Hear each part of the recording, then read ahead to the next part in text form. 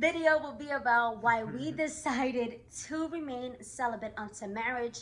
Basically, I'm going to be talking about my past, the reasons why I decided to remain celibate until marriage, how I was able to remove myself from a dysfunctional relationship, and he's going to share his story as well.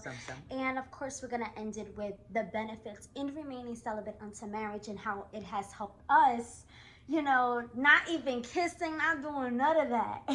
You know what I mean? I mean, look at me. A little sexy, Don't touch But me. Don't touch me like that.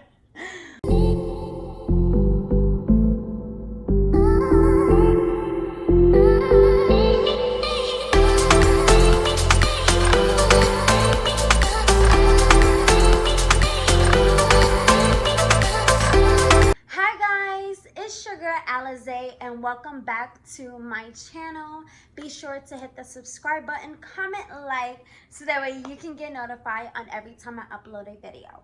I know many of you guys are probably wondering, well, why start now? Why start channel now? Honestly, I've been wanting to start for a while now, but I believe doing everything in the right timing and with a purpose. With that being said, you guys will expect videos on my journey with God, videos on Christian dating, videos to help you be confident and affirming who you are, me vlogging until I get married in Costa Rica to my special guest, who's my baby. His name is Aaron Smith. He's actually in the military, located in Louisiana. That's last. And many more. So I'm so excited to invite you guys into my journey and even to help you to embrace your journey, to embrace your past and be all that God created you to be. With that being said, today's video will be about why we decided to remain celibate until marriage. Basically, I'm going to be talking about my past, the reasons why I decided to remain celibate until marriage, how I was able to remove myself from a dysfunctional relationship, and he's going to share his story as well. And of course, we're going to end it with the benefits in remaining celibate until marriage and how it has helped us, you know, not even kissing, not doing none of that. You know what I mean? I mean, look at me. A little sexy, Don't touch But me. Don't touch me like that. But listen, it is so worth it. And I just hope that we empower you, we inspire you, to let you know that, yes, I mean, I'm 24, gonna be 25. And he's 22. He's 22. But yeah, I just want to inspire you guys that even, you know, us being in our 20s, there's not a lot of people that's, you know, being celibate until marriage or probably not even kissing. But I do want to say, even if you're trying to glorify God with your relationship, that's your decision if you don't want to kiss throughout courting, which is totally fine. But we decided not to because we feel like if we kiss, it's going down.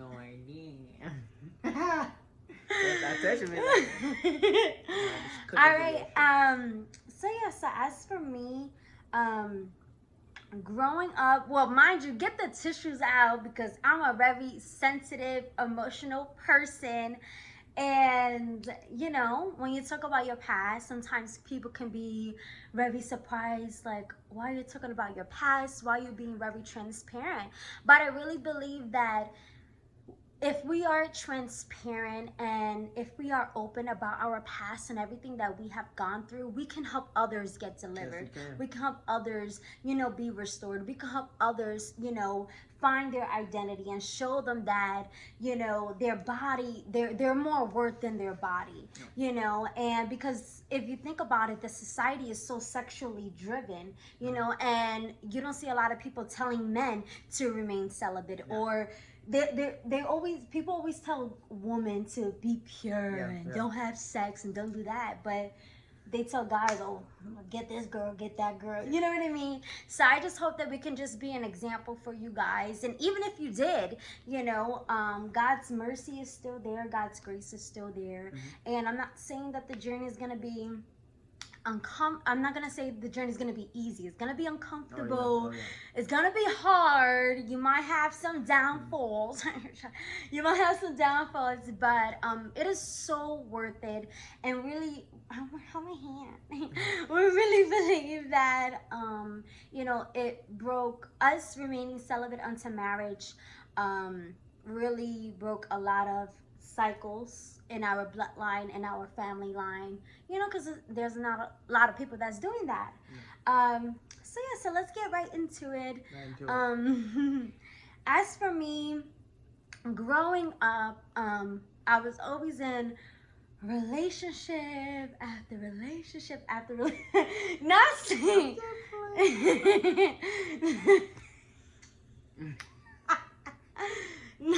not saying like that. I'm just playing. I'm just giving an example, meaning that okay, I'm gonna have another video on this, on the effects of my father not being in my life and not being consistent at all. But because a little bit from that story, that chapter, that part of my life, but because my father was inconsistent, and because my father rejected me, and didn't show me attention, didn't affirm me, called me here and there throughout the year. I mean, we're not talking right now, but even being a little girl, there were, times where, I just want his attention, and I want his covering and his protection and him being there. But, his focus was always on work and other things. And I felt like I had to do so much in my power to gain his love, his attention, and his love, pretty much. And because of that, growing up throughout elementary years and middle school and high school years, I seek my identity in different things. So not saying that it was always sex, but just wanting to be around a man's presence, wanting to be in a relationship. It was to the point where I couldn't see myself being single at all. Because I felt like if I was single, I had nothing left to offer, whatever the case may be. But yeah, so growing up in my high school years, I was, I always felt like I needed to have a boyfriend, and I needed to be in a relationship, because that gave me my identity, that gave me value, that gave me something to look for. And I realized, going back, I seek my father in these guys, because you would think about it, like a father supposed to give their child their identity, is supposed to affirm them, is supposed to love on them, and is supposed to comfort them. And when you don't have that in your father, you start to have identity issues, even sometimes in your mother, and you start to seek it in different things. With me, I started to seek it in love, in relationships. I mean, there's a lot of people that can seek it in, smoking, addiction, and drinking, but that was where I was fulfilling my void, the void that I had in me. But to go in a little deeper, it was not until, because I can talk about the relationships I had in the past, all these soul ties, dysfunctional relationships. But it was not until I joined the United States Air Force. I went through my basic training, technical training, and I'll definitely do another video on, how I got out of the military. That's another story time. Yeah, but it was not until I joined the military. During that, it was the year of 2016. Yeah, it was the year of 2016, and I want you guys to know that prior to that, 2015, it was May 16 of 2015. I gave my birthday. Which is his birthday, which is crazy. I gave my life to Christ. That's when I learned more about God and who He is. I was a baby Christian. I was still on that journey, learning what not to do, what to do, whatever the case may be.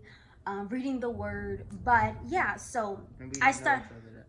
Yeah, we didn't know each other during that time. But yeah, before the military, I was in the beginning stages of my relationship with God. Didn't really have much wisdom, didn't really have much knowledge. But I was, growing my faith in Him. And that was the most important thing to me at that time.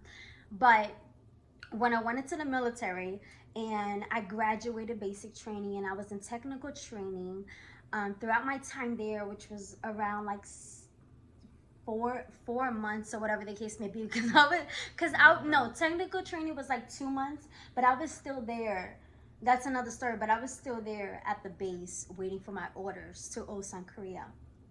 But anyways, during that time there, like I said, I had a relationship with God, but for some reason it seemed dull, it seemed dry, it seemed non-existent. I remember that there were times in my dorm I was just crying and I'm like, oh my God, like why I can't pray, why I can't read the word. Like I was forgetting how to read the Bible, whatever the case may be. And honestly, this was like the first time me being on my own, me being away from my house.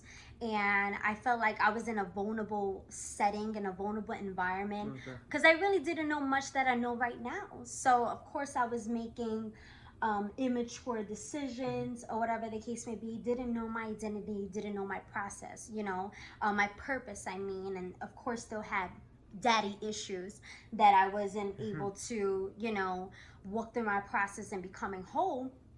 But yeah, to fast for a little bit, throughout my time in the military, I met an individual. And this is when I started to get more language, when God was revealing to me the void I had in me that I didn't know I had 21 years later. He revealed it in this particular relationship. And even though I can go back to previous relationships, but this relationship was when I truly had that encounter with God when I came home from the military. But throughout my time in technical training, oh my God, I met this guy and we had the same duty station. So it's crazy. What are you doing? I said not me. It's crazy that how God works, because we have the same duty station after technical training. But yeah, so me and him was dating for quite a time. And I realized that the more I became intimate with him, sexually involved with him, I realized that in those moments I just felt empty. Like, have you ever felt like, whenever you have a moment with somebody and you're not married, whatever the case may be, and you just feel like empty on the inside? It's hard to explain. Oh, yeah. And I know you can probably, A lot of people know what yeah, you're talking about. but I felt empty. I always felt numb. I felt like a zombie. I felt like I had no feelings or emotions. I never enjoyed any of that. I never had a desire for sex. But yeah, I honestly didn't desire to have sex during those moments. I can honestly say it's because since my father was inconsistent in my life and he didn't I didn't have quality time with him, and he wasn't affectionate with me, and I didn't have that fatherly love. um, I seeked it out in other men, and and even in those relationships. And that's why I felt that, wow, what can I do to be loved? What can I do to get someone's attention? What can I do to be seen, to be known? What can I do for someone to just love me and cater to me? And because, like I said, my father didn't show me love as a little girl, I always had that question. I always had that question, what can I do to be loved now? My father doesn't love me. My father doesn't call me. What can I do? And as a teen girl, and even going through my high school and college years, and even, just to go back into that time in the military, being in that relationship with the guy, that question was always in my mind. What can I do to be loved? What can I do to be loved? And when I started to be intimate with this guy, I just felt like I had to give, had to have sex to be loved. I had to have sex for him to stay with me. Yeah. I had to have sex. I had to have sex with him for him to see that I'm known. And anytime he used to threaten to leave me, I used to like, oh my God, I give you my all. Anything you want, I do for you because of that rejection and that Yeah. fear of someone leaving me, I always went into depression. Yeah. And I'm like, man, like my father left me, and every guy I'm with, I don't want them to leave me. So what can I do now? Mm. So I just, took pride in my looks, and you know what I mean. And why are you laughing? Go ahead. I mean, what can you say with with all that? Like, was there any point? And I'll go back into what can you say with all that? And I'll definitely go back into that point in my life with that relationship with the guy and how I was able to, break free from that relationship and, start my journey of celibacy. So what would you have to say about that? Like, were there any moments in your life that you realized, like, man, like this ain't worth it? Or what was the reason? What was the root reason why you was having sex outside of marriage? Well, I'm glad you asked. But for me, I always was a person who can entertain people. So for me, not having a father figure physically in my presence growing up, I spent a lot of time in my childhood outside playing sports, playing football. I'm always outside, never really in the house. And I found myself being a natural entertainer. I'm funny, I'm goofy, I'm um, naturally talkative, and I can just make people laugh. So the attention that I started to see, I noticed it from when I was young. I can make someone laugh, and that makes me feel good because I have something that's natural that I can change in someone else, just their mood and their atmosphere. So it started off very small in just me being funny and making people laugh, and I got that attention from the rejection that I had from my father. And like I said, she mentioned she had rejection. My rejection just manifested differently. So once I started to go through high school, it graduated from me just trying to make people laugh into me trying to see what girl I could pursue to try to make them happy. And I like she said, she never enjoyed sex. I never even really enjoyed having sex with women because I only cared about the feeling it felt that I could get a girl no one else can get. It was the feeling. It was a rejection. It was rejection that was leading me. It was rejection that was following me, and rejection was talking to me the whole time. So for me, I just had to look in the mirror and realize that Aaron is Aaron, and no one can take what I naturally have and use that against me. Because when I was giving myself away to women, I felt empty. I felt lonely. I felt speechless because the feeling that this world makes seem is so amazing. I felt like it was tormenting. So that's my a little bit of my experience with that area of my life. Wow. And why do you think, like, people are so caught up in us as women, remain pure, don't have sex or be celibate. And for guys, it's like, oh, yeah, any girl you want. Yeah. Or why? No, this is my question. Why you think it being celibate is not popular in this time, and why people look at us different? Like, oh my God, like a lot of people will ask us, how you guys show affection? Right. How you know if it's good if you ain't tried it before marriage? Right. And so what would you say about I would that? say celibacy is never going to be popular, and it should never be popular because I love this one saying: if it was easy, everybody would do it. Yeah. And celibacy is something that takes courage, discipline. It takes self-control. It takes something outside of your natural being that makes something bigger than you be incorporated in your daily actions. Because celibacy is much more than sex. We get so caught up in the sex, the laying down with somebody, being being intimate with them. It's much more than just a sexual relationship of you laying in somebody's bed and being pleased by them. But sex is you giving someone a piece of you. Yeah. And when we grow up talking about we lacked fathers and we lacked confirmation and we lacked our identity, and we give someone a part of us that we haven't even figured out yet. As I'm trying to figure out who I am, I'm losing parts of me. So Mm-hmm. I'm trying to get to know a partial Aaron because I don't even have all of me back yet. Mm-hmm. So celibacy is you realizing that you need all of you back to yourself Yes. without releasing parts of your soul and your journey onto someone else, Yeah. because it is a spiritual act of you It of you is having sex with because someone. I mean the Bible says when two become one, right? It's a spiritual It interaction. is. So what happens when we out in the streets and we're sleeping with this person and that person? That's a spiritual interaction. Now It you is. got their demons. So you wonder why, and I can relate to a lot of women. Every time that happened when I was in a relationship with that individual and I wasn't with them and I broke off that relationship, I still felt that he controlled my emotions. I still felt that Yeah, that's what it he does. controlled my mood because it was that spiritual Yeah.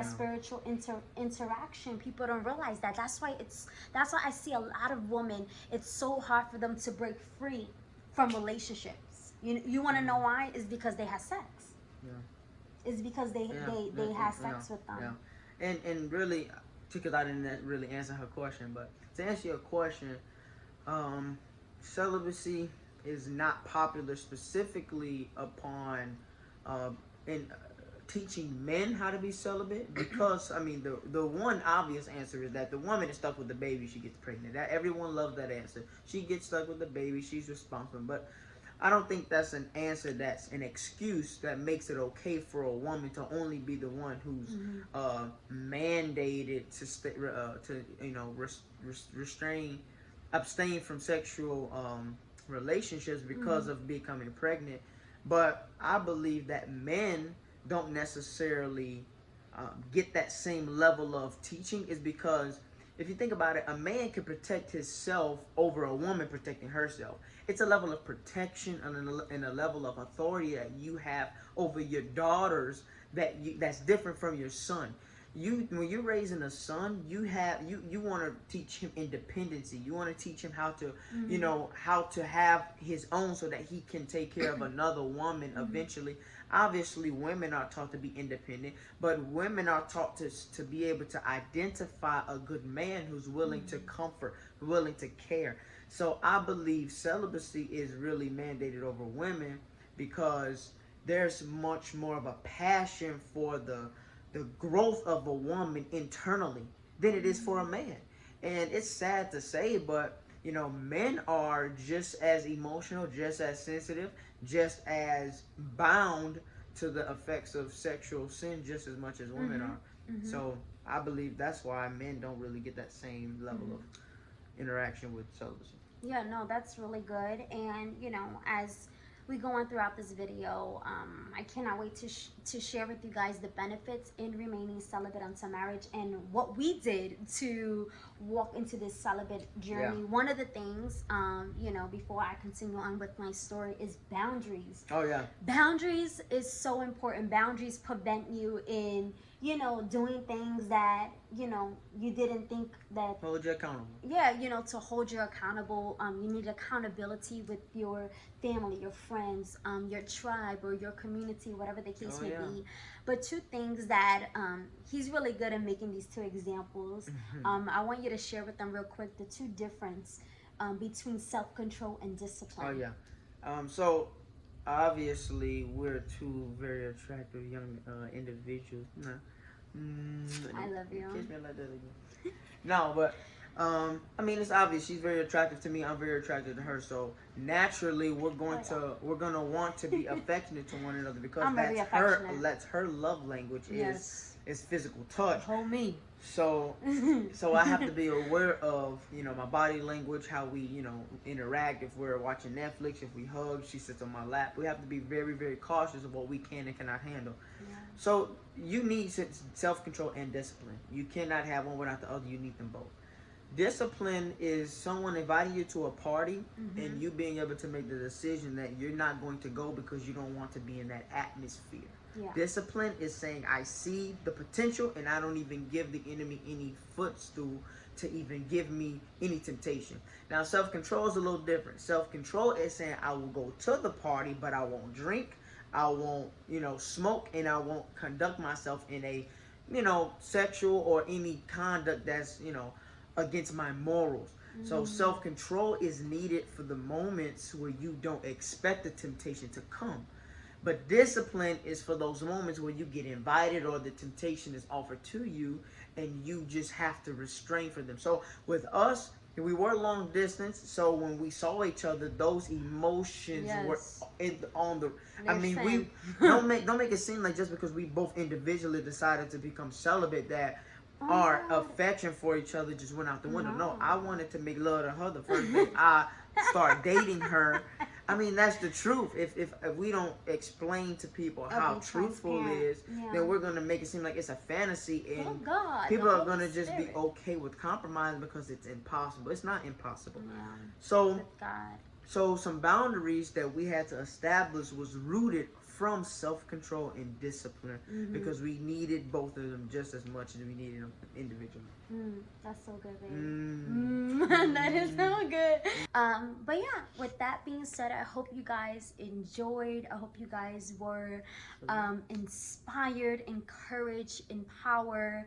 Definitely share this video with your friends, your girlfriend, or your boyfriend, your husband, whoever you're engaged to. This video is absolutely for anyone that desires to remain celibate unto marriage, that wants to let go of relationship in order to get closer to God. So make sure you comment below. Let me know what you guys think. Let me know what more, videos you want to hear, what topics you want us to talk about, and me bringing my love on camera. And comment below and let me know, is there anything in your life that is holding you back in getting closer to God? I mean, it don't even have to be a relationship. It could be an addiction or whatever the case may be. Anything that is prohibiting you in being all that God has called you to be.